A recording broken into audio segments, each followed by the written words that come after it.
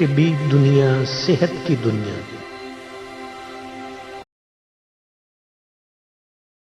بسم اللہ الرحمن الرحیم۔ سامعین محترم، بلڈ پریشر کی تو ویسے بہت ساری وجوہات ہوتی ہیں۔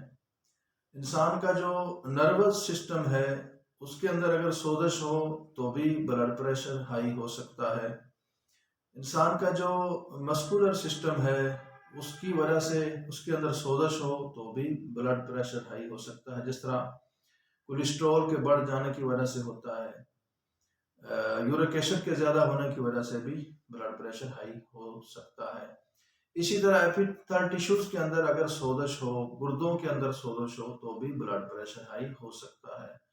بعض اوقات انسان کو شدید غصہ آ جائے تو بھی بلڈ پریشر ہائی ہو جایا کرتا ہے۔ تو الغرض بلڈ پریشر کی تو بہت ساری وجوہات اور بہت ساری اقسام ہیں، اور ان سب کا علاج بھی ایک دوسرے سے مختلف ہے، اور ان کا غذائی شیڈول اور ان کا پرہیز بھی ایک دوسرے سے مختلف ہے۔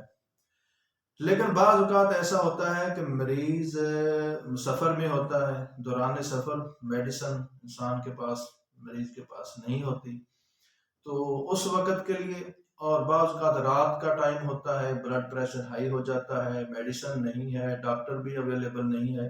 ان حالات کے اندر آپ یہ فارمولہ استعمال کر کے اپنے بلڈ کو چند منٹ کے اندر نارمل لیول پر لا سکتے ہیں۔ انسان کا جب بلڈ پریشر ہائی ہوتا ہے تو اس وقت کیا ہوتا ہے کہ انسان کے پاؤں اکثر اوقات ٹھنڈے ہو جایا کرتے ہیں اور اس کا سر گرم ہو جایا کرتا ہے۔